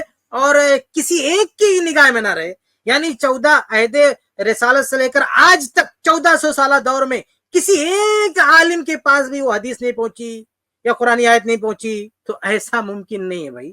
یہ ہو سکتا ہے کسی گاؤں میں وہ حدیث کا علم نہ رہا ہو یا کسی عالم کے پاس اس کا علم نہ رہا ہو, لیکن من حیث الجماع پوری امت کی نظر سے غائب ہو جائے وہ روایت یا وہ, اور کسی بھی دور میں کسی بھی عالم کی نظر اس روایت پہ دلیل پر نہیں پڑی, تو ایسا ممکن نہیں ہے. دلیل کا وجود رہنا ضروری ہے. یعنی ہر دور میں وہ دلیل جو ہے موجود رہے گی, بھلے کچھ ہی لوگوں کے پاس ہو, لیکن وہ موجود رہے گی. مٹ نہیں سکتی. قرآن و حدیث مٹ نہیں سکتا, قرآن و حدیث ختم نہیں ہو سکتا. اس لیے ایسا اجماع جو آپ کہہ رہے ہیں نا ناسخ, تو اجماع ناسخ نہیں ہو سکتا. نہ ناسخ کی طرف اشارہ کر سکتا ہے. اگر ناسخ کی طرف اشارہ کرے گا تو ناسخ وجود رکھے گا. معدوم اور وہمی ناسخ کی طرف اشارہ نہیں کر سکتا. حقیقت میں جو اپنا وجود رکھتا ہے اس کی طرف اشارہ کر سکتا ہے اجماع. تو خلاصہ یہ کہ اجماع ناسخ نہیں ہو سکتا, نہ ایسے ناسخ کی طرف اشارہ کر سکتا ہے جس کا اپنا کوئی وجود نہ ہو. آگے بڑھتے ہیں. بھولیا ہی بیڑا غرق ہو جائے گا اس طریقے سے. تو کچھ نظر تو بیڑا ایسے قرآن و حدیث غائب ہوتے رہے تو بیڑا غرق ہوگا نا مسلمانوں کا دین کہاں بچے گا؟ صرف اجماع لے کے سب چلیں گے تو قرآن و حدیث کس لیے بھائی؟ اللہ تعالیٰ نے کیوں جو ہے قرآن و حدیث کی حفاظت کی ذمہ داری لی؟ جب اجماع ہی سب کچھ تھا, سب سے بڑا محافظ دین کا اجماع ہی تھا, اجماع سے سب مسئلے حل ہونے تھے, تو قرآن و حدیث کو باقی رکھنے کی ضرورت ہی کیا ہے؟ سب کچھ اجماع ہے تو کہے بیڑا. ارے بیڑا تو تب غرق ہوگا جب نصوص کے بارے میں آپ یہ بتائیں کہ نصوص غائب ہو سکتے ہیں, قرآن و حدیث کی کوئی نص مسنگ ہو سکتی ہے, اس طرح کی بات کریں گے تو بیڑا غرق ہوگا. باقی اگر اس طرح کی بات کی جائے کہ قرآن و حدیث باقی ہیں, باقی رہیں گے, تو اسے بیڑا نہیں غرق ہوگا. اس سے تو بیڑا پار لگے گا, اس سے تقلید کا بیڑا غرق ہوگا ضرور. یہ لوگ اپنے مسلک بنا رکھے ہیں بے دلیل آنے کے بعد ان کا بیڑا ضرور غرق ہوگا. آگے آتے ہیں کچھ 3 طلاق کے مسئلے میں حدیث کے پاس کخ بھی نہیں ہے, سمجھ رہے ہو. اور یہ جو لوگ کہتے ہیں نبی نے حضرت رکانہ کی حدیث پیش کرتے ہیں, قاری خلیل نے ٹی وی میں یہ بھی حدیث پیش کی حضرت رکانہ کی, اس میں کہ نبی نے ایک مجلس میں کہا تھا کہ وہ انہوں نے صحابی نے ایک مجلس میں دی تھی تو آپ نے فرمایا وہ ایک ہوئی ہے. تو ہو سکتا ہے وہ یہ حدیث بیان کر دیں, لنگڑی لولی سند ہے اس حدیث کی. لنگڑی لولی سند ہے؟ ارے لنگڑی لولی سند تو آپ کے پورے فقہ حنفی کی ہے. لنگڑی لولی سند تو آپ کی ہے, آپ کے پورے مسلک کی سند لنگڑی لولی. آپ نے جو امام ابو حنیفہ رحمہ اللہ کے جو فتاوی پیش کرتے ہیں نا, اس کی سند بھی امام ابو حنیفہ رحمہ اللہ تک نہیں پہنچا سکتے, سوائے چند کے, یعنی بہت کم حصے کا آپ ثبوت دے سکتے ہیں کہ امام ابو حنیفہ رحمہ اللہ سے ثابت ہو. باقی جو اتنا بڑا آپ نے کوڑا کباڑا اکٹھا کر کے رکھا فقہ حنفی کے نام پہ, وہ لولی لنگڑی ہے. نہ امام ابو حنیفہ رحمہ اللہ تک اس کی سند پہنچتی ہے, نہ اللہ کے رسول صلی اللہ علیہ وسلم تک اس کی سند پہنچتی ہے. اپنا خود کا پورا مذہب لولا لنگڑا, اور آپ جو ہے اہل حدیث کے مسئلے کے بارے میں کریں, حدیث کے بارے میں کریں کہ لولی لنگڑی سند ہے اس کی.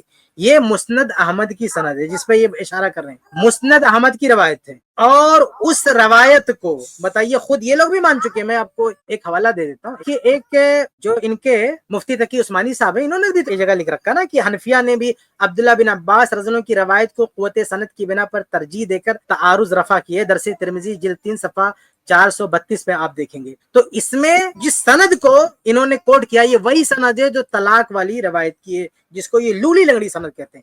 اس سند کو یہ کئی جگہ مان چکے ہیں, یہ علماء احناف اس کو مان چکے ہیں. بلکہ اسی سند کو دیگر اہل علم کی بات کریں تو دیکھیں حافظ ابن حجر رحمہ اللہ کتنے مشہور بڑے محدث ہیں, فتح الباری جلد 1 صفحہ 94 پہ کہتے ہیں کہ قضا وصل احمد بن حنبل وغیرہ من طریق محمد بن اسحاق عن داؤد بن حسین عن اکرمہ عن ابن عباس واسنادہ حسن, اس کی سند حسن. یہ امام ابن حجر رحم اللہ سیم اسی سند کو جو سند مسند احمد والی ہے اس کو حسن بول رہے ہیں, اور آپ یہ کہہ رہے ہو کہ وہ لولی لنگڑی سند ہے. اس کے علاوہ ایک اور چیز میں آپ کو بتا دوں کہ امام دارقطنی رحم اللہ نے سنن دارقطنی میں باقاعدہ لکھ رکھا ہے کہ وہ ثواب حدیث ابن عباس ان نبی صلی اللہ علیہ وسلم ردھا بالنکاح الاول. یہ بڑی ہی اہم چیز ہے. دیکھیے ایک مسئلہ کیا ہے کہ اگر کسی جوڑے نے شادی کر لیا ہے, شادی شدہ جوڑا ہے, شوہر ہے بیوی, اور دونوں کافر ہیں, مسلمان نہیں, اب دونوں اگر اسلام قبول کر لیتے ہیں تو وہ حدیث ہے کہ ان کا نکاح باقی رہتا ہے, ان کو نکاح رینو کرنے کی ضرورت نہیں ہے. اگر میاں بیوی دونوں اسلام قبول کر لیے تو نئے سرے سے, بھلے چاہے تقدیم و تاخیر ہی کی نہ ہو, لیکن پھر بھی ان کو نئے سرے سے نکاح کرنے کی ضرورت نہیں.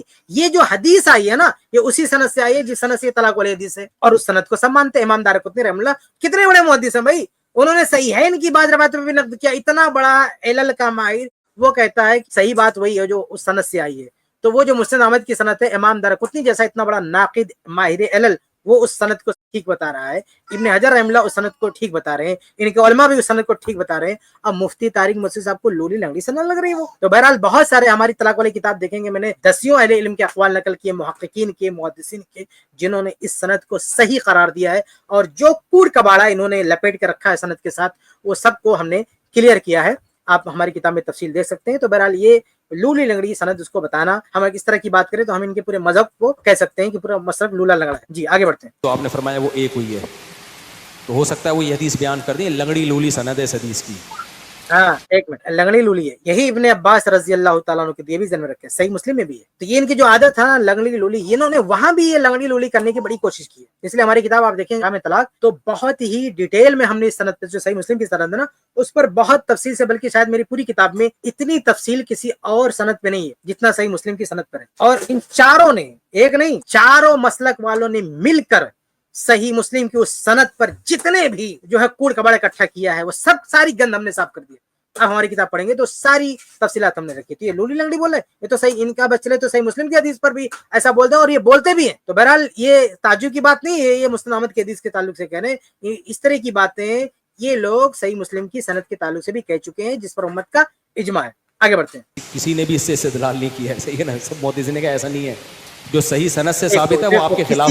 کسی نے بھی استدلال نہیں کیا. ارے بھائی عہد صدیقی میں تمام لوگوں کا اسی پر عمل تھا. وہ جو حدیث ہے کہ نبی کے دور میں ایسا ہوتا تھا, اسی موقع پر جو روایت فرما رہے جو ہے عبداللہ بن عباس رضی اللہ عنہ عہد رسالت کا ایک تعامل بتا رہے ہیں, اس حدیث پر پورا عہد صدیقی میں عمل ہو رہا تھا. عہد فاروقی کی ابتدائی 2 سال تک عمل ہو رہا, اور آپ کہیں کسی نے عمل نہیں کیا. اور اس کے بعد بھی میرا ایک لیکچر ہے, آپ دیکھ سکتے ہیں یوٹیوب پہ, آپ دیکھ سکتے ہیں کہ ہر دور میں 3 طلاق کے ایک ہونے کا فتویٰ, یہ حضرت فرماتے ہیں کہ کسی نے عمل نہیں کیا. ارے بھائی ہر دور میں, یعنی کوئی دور ایسا نہیں ہے جس دور میں اہل علم نے یہ فتویٰ نہ دیا ہو, یہ نہ کہا ہو کہ اس حدیث پہ عمل نہ کیا ہو. چنانچہ میں ایک حوالہ دے دوں جو ان کے دنیا حنفیت کے بہت بڑے محدث ہیں, بلکہ اگر شاید یہ کہا جائے کہ بڑے محدثین میں اکلوتے محدث ہیں تو شاید غلط نہ ہوگا.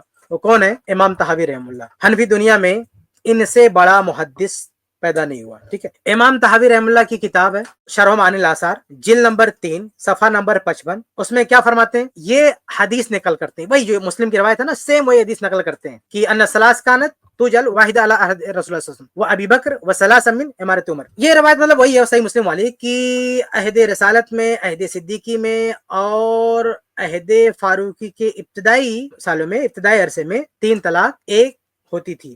تو کہتے ہیں قال ابو جعفر, اس میں کیا کہ امام طحاوی کہتے ہیں فذهب قوم الى ان الرجل اذا طلق امراته ثلاث مان. تو ایک قوم کا یعنی علماء کی ایک جماعت کا کہنا ہے کہ اگر کوئی شخص اپنی بیوی کو ایک ساتھ 3 طلاق دے دے فقد وقعت علیہا واحدہ, تو وہ ایک ہی طلاق واقع ہوگی اذا كانت فی وقت سنت, یعنی اگر سنت کے مطابق دیا ہے تو وہ ایک ہی ہوگی. اور سنت کیا؟ وذالک ان تکون طاہرا فی غیر جماع, سنت یہ ہے کہ طہر کی حالت میں طلاق ہو اور ہم مستری نہ ہوئی ہو. واحتجوا فی ذلک بهذا الحدیث, یہ الفاظ ہے وحتجو.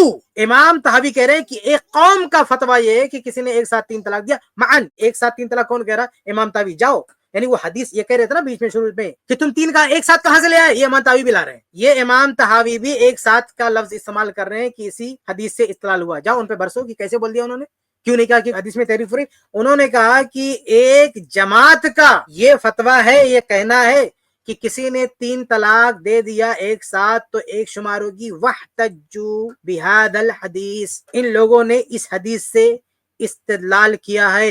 اور مفتی صاحب کہتے ہیں کہ کسی نے اس حدیث سے استدلال ہی نہیں کیا. آگے بڑھتے ہیں. جاری ہے وہ حدیث, صحیح سند وہ ہے جو امام شافعی نے اپنی مسند میں ذکر کی ہے. اس میں آتا ہے کہ انہوں نے ایک طلاق دیکھی تھی, تاکید کی نیت سے اس لفظ کو 3 دفعہ دہرایا تھا.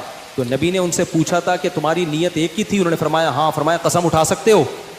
فرمایا ہاں قسم اٹھا سکتا ہوں. قسم اٹھایا تو وہ تھی جیسے ہم کہتے ہیں نا سانپ سانپ سانپ, ایک ہوتا ہے لیکن اس کو دہراتے 3 دفعہ ہیں. تو اس پہ قسم اسی وجہ سے نبی نے اٹھوائی ہے کہ بھائی 3 دفعہ دی ہے. تو وہ اصل جو صحیح سند ہے وہ چھوڑے جاتے ہیں, اور جو مجہول راویوں کی سند ہے اس کو ذکر کرتے ہیں یہ لوگ.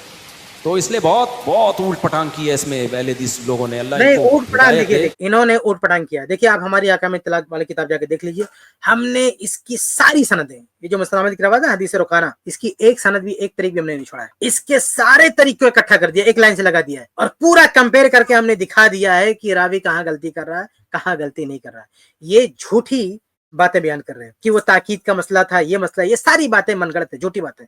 ایسی کوئی بات نہیں ہے. صحیح بات وہ ہے جو مسند احمد میں, اس کی سند صحیح ہے, اس کی سند کو محدثین نے صحیح کہا, اس کی سند کو محققین نے صحیح کہا, اور باقی جو روایت ہے اس کی سندوں کا کیا حال ہے یہ سارا ہماری کتاب میں جا کے دیکھ رہے ہیں. تو یہ الٹا بات کر رہے ہیں نا, جھوٹی روایتیں ہیں, من گھڑت روایتیں, ان کو کہتے ہیں کہ اس کو بیان نہیں کرتے, اور جو صحیح روایت ہے اس سے یہ نظر پوشی کر رہے ہیں. تو مسند احمد, اور یہ اونچے درجے کی کتاب بھی ہے, مسند احمد اونچے درجے کی کتابوں میں آتی ہے, بلکہ یہ جو ہے جو کتب ستہ نا اس سے بھی اعلی سند ہوتی ہے اس میں. اور 4 امام میں یہی تو ایک محدث ہیں جو سب سے زیادہ حدیث لے کر رہے ہیں. محدث امام شافعی رحمہ اللہ بھی ہیں, محدث امام مالک رحمہ اللہ بھی ہے, لیکن یہ سب سے بڑے محدث ہیں, سب سے زیادہ حدیث اکٹھا کرنے والے امام احمد رحمہ اللہ. ان کی کتاب میں روایت موجود ہے, ان کی کتاب سے ہٹ کے کہتے ہیں نہیں مسند شافعی, جبکہ امام شافعی کی وہ مسند ہے بھی نہیں, لوگوں نے اس کو جمع کیا, اکٹھا کیا. امام شافعی کی خود کی لکھی بھی نہیں, لوگوں نے ترتیب دیا. وہ جیسے امام شافعی رحمہ اللہ کی کتاب ہے حدیث کی, ایسا نہیں ہے اپنی سند سے, لیکن یہ جو مسند شافعی جو مرتب کی گئی وہ لوگوں کی مرتب کی ہوئی ہے, اکٹھا کی ہوئی ہے. بہرحال کہنے کا مطلب یہ کہ کوئی ایسی صحیح روایت موجود نہیں ہے کہ وہ تکرار کے لیے تھا, دہرانے کے لیے تھا, تاکید کے لیے تھا.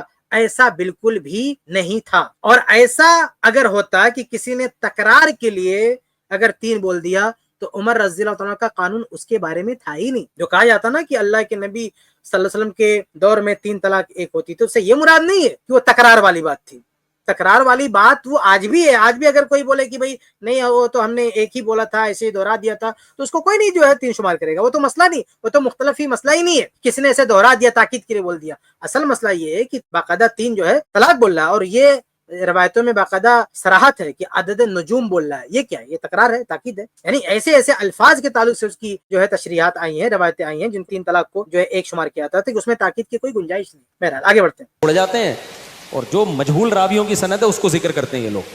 مجہول بہت بہت الٹ پٹانگ کی ہے اس میں. حقیقت میں مزہ آئے گا, ایک بار ہماری کتاب پڑھ کے دیکھیے. یہ مجہول راوی اس میں, یہ مجہول روایت رکانہ کی وہ روایتیں جو مسند احمد کے برخلاف یہ لوگ لاتے ہیں نا، اس میں مجہول راوی ہے، اور یہ جو مسند احمد کی سند میں اس میں ایک راوی بھی مجہول نہیں ہے۔ یہ مفتی صاحب کو ہمارا چیلنج، بہت چیلنج کرتے ہیں نا، چیلنج ہے، مسند احمد کی سند میں جتنے روات ہیں ایک کے بارے میں آپ دعویٰ کر کے بتائیں کہ وہ مجہول ہے، اور آپ جو رکانہ کی بات لاتے ہیں اس میں تو مجہول راوی ہے، جا کے ہماری کتاب پڑھ لیں، ہم نے دیا بھی، اگر آپ کو پڑھ کے سمجھ نہ آئے تو ہم انشاءاللہ اس کو پیش بھی کر سکتے ہیں، پوری ڈیٹیل پیش کر سکتے ہیں کہ کون کون سا راوی اس میں مجہول ہے، لیکن مسند احمد کی روایت میں کوئی ایک راوی نکال کے بتا دے جو مجہول ہو۔ آگے بڑھتے ہیں۔ اہل حدیث لوگوں نے، اللہ ان کو ہدایت دے، پھر بات بھی نہیں سنتے، بیٹھتے بھی نہیں ہیں۔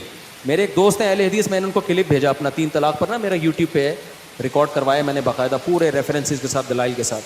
میں نے کہا یار آپ اپنے اہل حدیث علماء کو بولو کہ یہ سن کے کائنڈلی ایک دفعہ سنیں، ہمارا مقصد کوئی کسی پہ طنز نہیں ہے، آپ اس کو سنیں، آپ کیوں فتوے دے دے کے حلال کو حرام کر رہے ہیں؟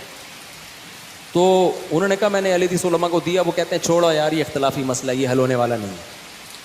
کمال ہے یار، آپ تو محقق ہیں، آپ تو مقلد ہیں ہی نہیں، تو محقق کا کام ہوتا ہے تمام پیرایوں سے تحقیق کرنا نا، تو اب کیوں نہیں کر رہے آپ تحقیق؟ یہ حضرت کہہ رہے ہیں کہ محقق کا کام ہوتا ہے کہ تمام پیرایوں سے تحقیق کرنا۔ یہ مفتی طارق مسعود صاحب تک کوئی ہماری کتاب پہنچا دے، آپ بتائیے کہ اس میں کون سا پیرایا چھوٹ گیا ہے، آپ ہمیں بتائیں۔ آپ کہہ رہے ہیں نا کہ تمام پیرائے سے تحقیق کرنا، کون سا پیرایا اس میں چھوٹ گیا آپ ہمیں بتائیں۔ ابھی الحمدللہ ہم زندہ ہیں، اور اگر زندگی رہی تو ہم اس کا بھی جواب دیں گے۔ تو یہ کہنے کہ میں نے اپنی ویڈیو کلپ فلاں فلاں کو بھیجی، ہم کہتے ہیں مفتی صاحب ہماری کتاب بھی موجود ہے، ویڈیوز بھی موجود ہیں، دونوں سن لیجئے اور جواب دیجیے، یا تو آپ ویڈیو بنا کے جواب دیجیے، ہمارے ساتھ اسٹریم میں آئیے، جڑیے، یہاں ڈائریکٹ بات کیجیے، آپ سارا آپ پڑھ لیے، تیاری کر لیجیے، ہوم ورک کر لیجیے، ہماری کتاب پوری پڑھ ڈالیے، ہماری ساری ویڈیوز سن لیجیے، پھر آ کے ڈائریکٹ بات کیجیے یا ویڈیو بنا کے دیجیے، آپ کے سامنے دونوں آپشن ہے، دونوں طرح بات کر سکتے ہیں۔ تو آپ یہ جو کہتے ہیں اہل حدیث سے گزارش کرتا ہوں تحقیق کریں، یہ ارے بھائی سب کی جا چکی ہے۔ اہل حدیث کی طلاق کے مسئلے پہ مفصل کتابیں موجود ہیں، علامہ رئیس ندوی رحمہ اللہ کی کتاب موجود ہے، تنویر الآفاق موجود ہے، اسی طرح سے مولانا اسرائیلی رحمہ اللہ کی کتاب طلاق میں موجود ہے، میری کتاب بھی طلاق میں موجود ہے، بہت ساری کتابیں موجود ہے، ابن تیمیہ رحمہ اللہ، امام ابن القیم رحمہ اللہ، ان لوگوں نے جو پوری بحث کی، پوری ایک کتاب ہے 3 طلاق پر، انہوں نے اپنے فتاوا میں، اپنی کتابوں میں، ان دونوں استاد شاگرد نے جو بحث کی ہے، ان دونوں کی بحث اپنی جگہ پر پوری کتاب بنتی ہے، یہ پوری تحقیق تو پیش کر چکے نا، آج سے نہیں زمانے سے پیش کر چکے، یہ تحقیق موجود ہے۔ بلکہ ابھی سعودی عرب کے ایک عالم نے، ہم نے اپنی کتاب میں اس کے حوالے دیے ہیں کہ ایک کتاب لکھی انہوں نے کہ عہد صحابہ سے لے کے آج تک کتنے لوگ ہیں جنہوں نے 3 طلاق کے ایک ہونے کا فتویٰ دیا، انہوں نے اس میں ساری تفصیلات اس کتاب میں انہوں نے نقل کی ہیں۔ تو کتابیں تو بہت ساری لکھی گئی ہیں، تحقیق ہوئی ہے، آپ کو پڑھنے کی توفیق ہونا چاہیے۔ اصل میں مفتی صاحب کا مسئلہ ہے نا کہ مفتی صاحب یک طرفہ، یعنی بس وہ اپنے کنویں میں تیرتے ہیں، بس کبھی ان کو توفیق نہیں ہوئی کہ ذرا جا کے، بلکہ سارے تقلیدی مذاہب کی یہی پرابلم ہے کہ وہ دوسرے علماء نے کیا کہا ہے، ان کی کیا دلیلیں ہیں، یہ لوگ نہیں دیکھتے۔ یہ حنفیوں کا مسئلہ یہ ہے کہ یہ بیچارے نہیں دیکھتے کہ جو دوسرے 3 مذاہب والے ہیں ان کی اصل دلیلیں کیا، کبھی توفیق نہیں ہوتی، بس اپنے کنویں میں اپنی کتابوں میں بیٹھ کے یہ دلیل یہ جواب، بس اس میں مگن ہو جاتے، مخالف کی دلیل کا ہم نے جواب دے دیا۔ اور بھی مذہب ایسے جیسے فقہ حنبلی کا مسئلہ ہے، یہ جو فطرہ کا مسئلہ آتا ہے نا کہ ایک گندم میں گیہوں میں آدھا سا دینا ہے، تو گیہوں میں آدھا سا دینا ہے، یہ فقہ حنفی میں امام طاوی رحمہ اللہ نے باقاعدہ اس کی مرفوع حدیث پیش کر دی ہے کہ آدھا سا گیہوں میں دینا، یہ باقاعدہ صریح اور صحیح روایت امام طاوی نے پیش کی ہے۔ لیکن آپ حنبلیوں کی کتاب پورا پڑھ کے دیکھ لیں، وہ کیا کہتے ہیں، نہیں حدیث میں جو ہے ایک سا آیا ہے، ایک سا آیا، وہ چلاتے جا رہے ہیں، لیکن کسی کو توفیق نہیں ہوئی کہ وہ فقہ حنفی نے جو دلیل پیش کی امام طاوی نے اس کی دلیل دے۔ تو یہ حنفی لوگ جب اپنا مسئلہ بات کرتے ہیں تو مخالف کی بات کا دلیل نہیں دیتے، اور مخالف کو بھی اپنے کنویں میں اٹھتے رہتے ہیں، یہ نہیں دیکھتے ہیں کہ ہمارے مخالف نے کیا دلیل دے دیا ہے۔ تو یہ تقلیدیوں کا یہ جو ہے عام طور سے ان کا چاروں کا یہ معاملہ ہوتا ہے کہ اپنے اپنے کنویں میں ڈبکی لگاتے ہیں، اسی میں تیرتے ہیں، جو ملا نکال کے لاتے ہیں، اور یہ سمجھتے ہیں کہ ہم نے پوری دنیا کو فتح کر لیا، پوری دنیا کی باتیں سن لی ہے۔ تو مفتی صاحب جو مشورہ دے رہے ہیں کہ اہل حدیثوں کو کرنا چاہیے، آلریڈی کر چکے ہیں، بہت پہلے کر چکے ہیں، ہر دور میں کر چکے ہیں۔ آپ کو ہم دعا کرتے ہیں اللہ آپ کو ہدایت دے، آپ کو توفیق ملے کہ ان تحقیقات کو پڑھیں، ان باتوں کو سمجھیں۔ آگے بڑھتے ہیں۔ پوری تحقیق نہیں ہوتی بھائی صاحب سمجھ رہے ہو؟ چلے ختم ہوگی، شاید ویڈیو ختم ہوگی، بہت ہی اور زبردست ماشاءاللہ ہے تو پڑھ سکتے ہیں اس میں۔ جی، بہت ہی زبردست۔ اور میں جو سمجھتا ہوں کہ اس مسئلے پہ اگر کسی کو کنفیوژن ہو تو آج الحمدللہ پورے ہر اینگل سے یہ چیز کور ہوئی ہے الحمدللہ، اور شیخ کفایت بھی آج پوری یعنی ماشاءاللہ فارم میں ماشاءاللہ اس چیز کو انہوں نے واضح کی۔ اور میں جانتا ہوں ہمارے بہت سارے لوگ بیک سٹیج ویٹ کر رہے تھے اور کچھ ہمارا شیڈیول اپسیٹ ہے، لیکن کیونکہ شیخ نے بہت ہی اہم موضوع پر، اور آپ دیکھو کتنی ساری زندگیاں برباد ہوتی، فیملیز برباد ہوتی ہے اس ایک مسئلے کی وجہ سے۔ کتنے سارے کیسز ہیں ایسے کہ پورے ہیپی گھر کو پوری طرح سے الگ کر دیتے، اپنے سینے پہ پتھر رکھ کر وہ لوگ الگ ہو بھی جاتے ہیں اپنے مسلک کی بات کو ماننے کے لیے، لیکن یہ ساری باتیں جو واضح ہے मौजूद है, कोई भी जाके तहकीक कर सकता है, देख सकता है, समझ सकता है, लेकिन बस इस मसले में हम सिर्फ इस मसले को नहीं समझ रहे थे, हम तकलीद के अंदर क्या प्रॉब्लम है वो भी समझ रहे थे। ये तो एक मिसाल थी हमारे सामने किस तरह से तकलीद का मसला ना समझने की वजह से क्या प्रॉब्लम होता है। इस क्लिप की फुल वीडियो देखने के लिए हमारे चैनल पर जरूर आएं। iPlus TV ने एक नया YouTube चैनल शुरू किया है जिसका नाम है iPlus TV इख्तिलाफ का हल। इस चैनल पर सिर्फ इख्तिलाफी मसाइल पर वीडियोस आएगी, लेकिन दलाइल के साथ और भाईचारगी के साथ। आपको मैं दावत देता हूं कि आप भी हमारे इस चैनल को सब्सक्राइब करें, हमारी वीडियोस को शेयर करें और नोटिफिकेशन आइकन को ऑल सेलेक्ट करें ताकि आपको हमारी वीडियोस का नोटिफिकेशन मिल सके। जज़ाकल्लाहु खैर, वस्सलाम अलैकुम रहमतुल्लाह।